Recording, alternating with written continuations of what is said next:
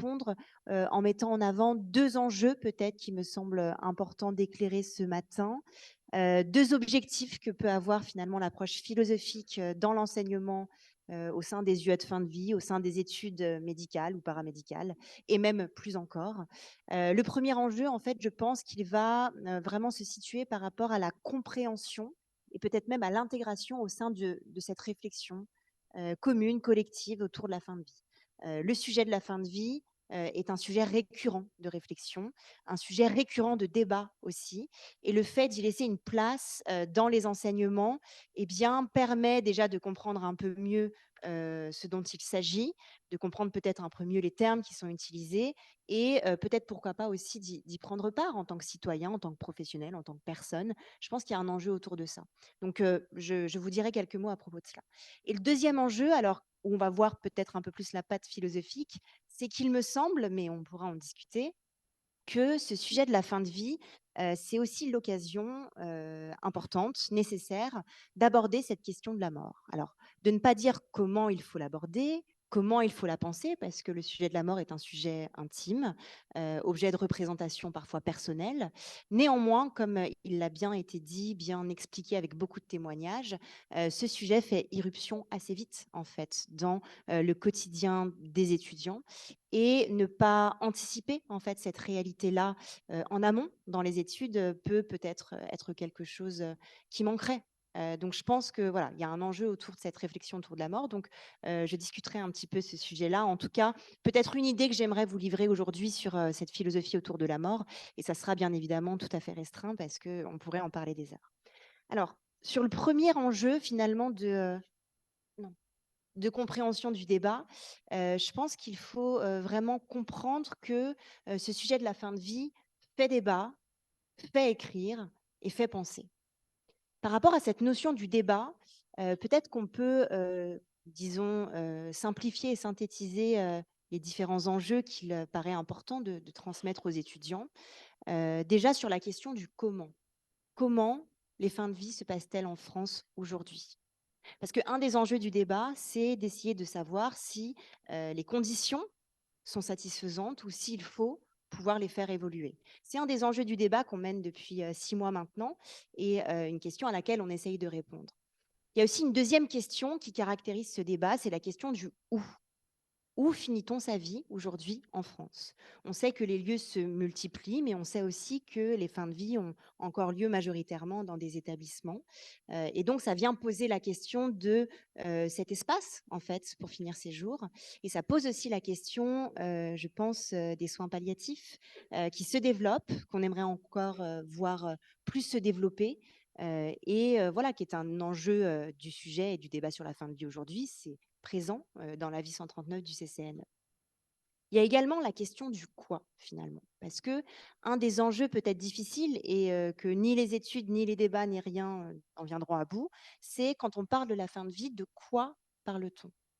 À partir de quand commence la fin de vie? Comment peut-on identifier formellement, objectivement, ce début de cette période qui serait la fin de vie? C'est un vrai sujet en soi, d'une certaine façon et d'une certaine manière, aborder ce sujet-là dans les différents enseignements qui peuvent exister, c'est déjà intéressant parce qu'on peut se dire, en fait, que c'est très clair ce que c'est, mais en fait, quand on commence à questionner les choses, parfois ça peut être un peu flou. Il y a aussi la question du jusqu'où. Jusqu'où peut-on accompagner les patients dans leur fin de vie? Et ça, vous le savez bien, c'est probablement la question qui fait le plus de bruit dans le débat, puisqu'elle sous-entend de venir questionner l'aide active à mourir, que ce soit la question de l'euthanasie ou la question du suicide assisté. C'est quelque chose qu'on essaye de beaucoup discuter, qu'on va faire encore aujourd'hui, parce qu'il y a un enjeu de vraiment d'échange autour de ce sujet-là, mais c'est clairement une question qui caractérise le débat. Alors, si c'est une question qui caractérise le débat, ça n'est pas tout le débat.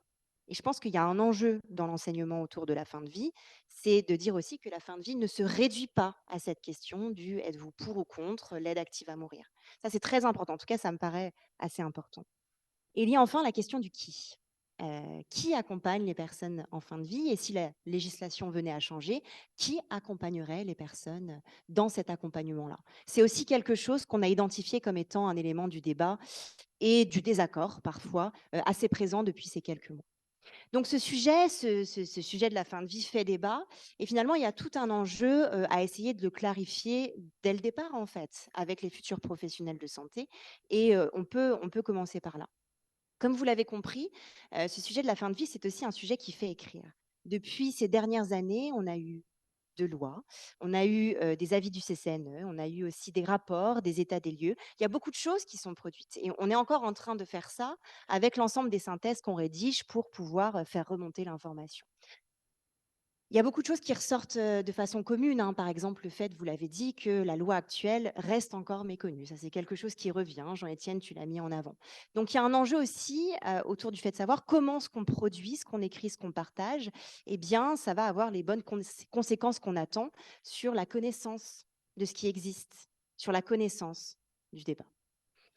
Et sur le fait que ce sujet fasse penser, et c'est là que je vais rejoindre ma 2e partie finalement, c'est que, et bah, bien évidemment, cette question de la fin de vie nous interroge.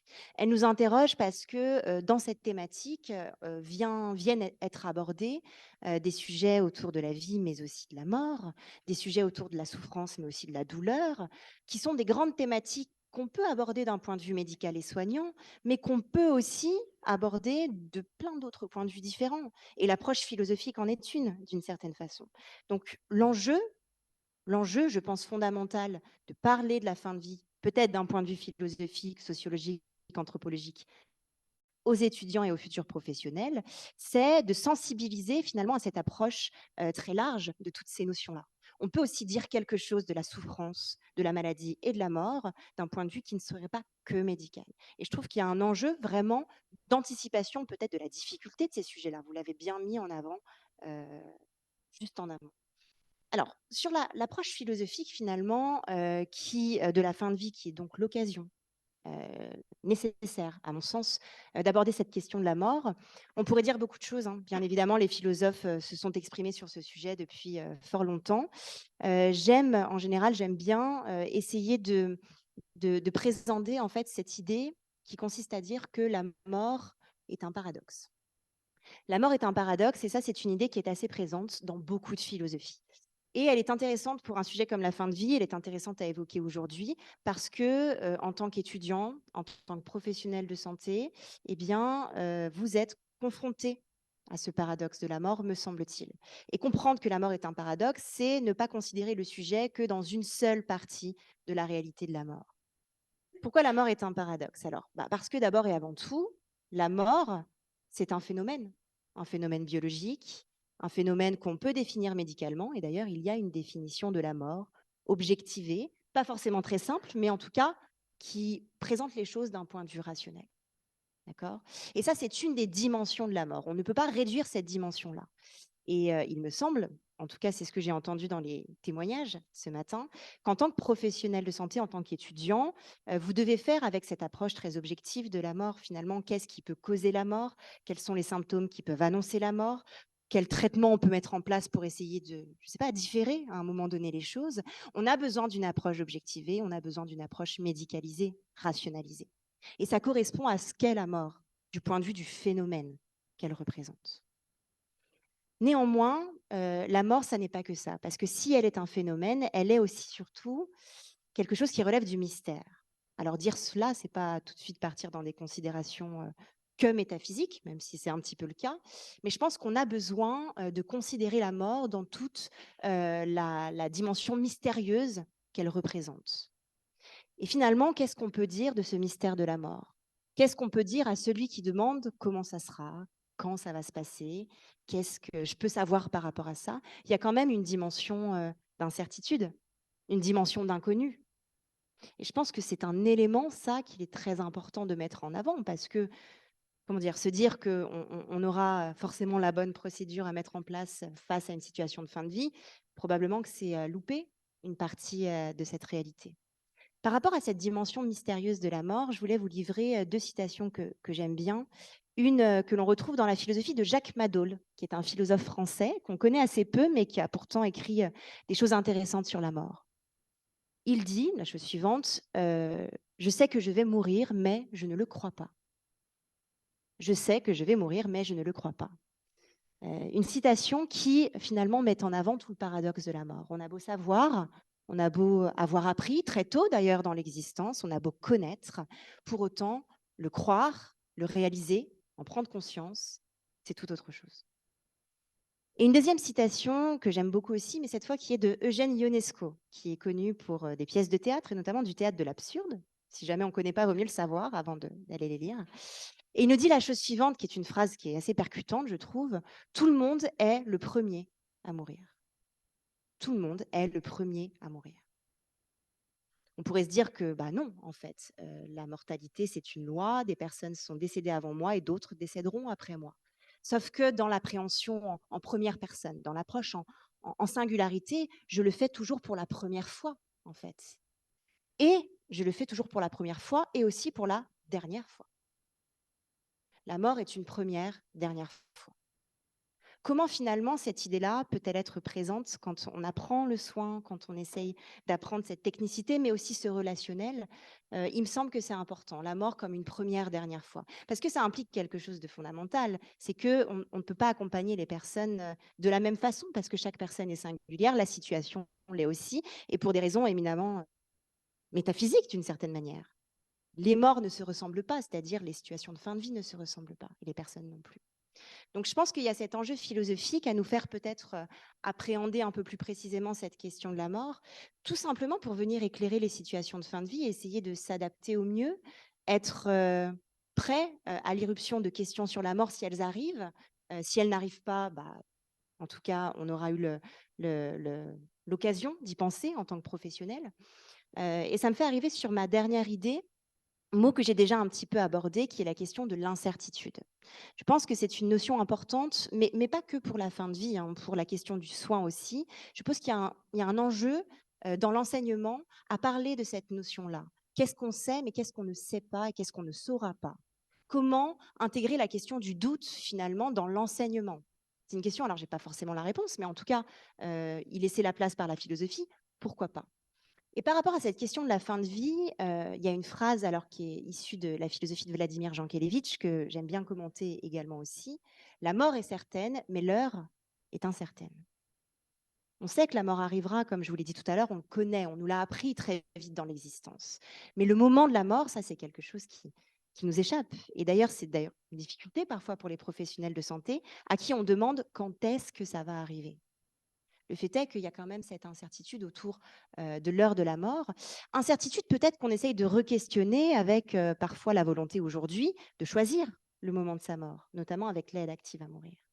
Donc finalement, comment, même si la loi change, comment on garde vraiment entière cette idée d'incertitude sur bah, ce que c'est et ce que ça sera d'une certaine façon. Parce qu'il y a un enjeu vraiment, je pense, riche à, comment dire, à enseigner aux étudiants que s'ils ne savent pas, c'est pas grave et surtout c'est normal pour certains sujets. D'accord. Donc finalement, pour conclure et puis pour laisser la place à la table ronde, dans cet enseignement autour de la fin de vie et notamment dans l'approche philosophique, mais pas que, il y a vraiment cet enjeu presque citoyen et professionnel de dire bah, aujourd'hui, on en parle de la fin de vie, on en a parlé hier, on en parlera demain. Comment on peut vous aider à comprendre les enjeux de ce débat-là et de ce sujet-là? Et le deuxième enjeu, il est plus philosophique, c'est vraiment de pouvoir être, comment dire, sensibilisé à cette question de la mort qui ne fait pas toujours partie des sujets qu'on aborde. On le voit avec l'exemple des directives anticipées. On est peu encore à connaître ce sujet-là. Une des raisons pour lesquelles on ne le connaît pas, c'est parce que parler des directives anticipées, c'est parler de la question de la mort. Donc je pense qu'il y a un enjeu à évoquer ce sujet-là, mais en singularisant, en s'adaptant, en douceur aussi, je pense. Et ça permettra voilà, d'enrichir, je pense, peut-être la formation. Merci beaucoup pour votre attention.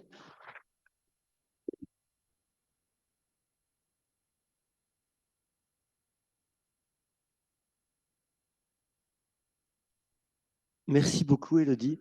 Je salue la présence d'Alain Claes, qui nous a rejoint en visioconférence depuis la conférence de Christophe et Raymond. Voilà. Et qui fera sa conférence à 13h30.